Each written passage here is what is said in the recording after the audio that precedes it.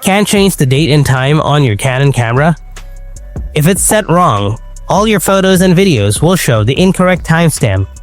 Fixing it is quick and easy, and you'll have everything recorded correctly. In this video, I'll show you how to change the date and time on your Canon camera. Let's set it up right now. So, first, turn on your camera. After that, press the menu button. Then go to the wrench 2 dot tab from the top. Now here, you will see the date and time option. Scroll down, select the date and time option. Press the set button. Now select the date option first. Press the set button. Now scroll down or scroll up to find the correct date. In this way, set the date and time on your camera, and also you can change the date format, and after that, select OK and then press the set button to confirm. And this is how you can change the date and time on your Canon camera.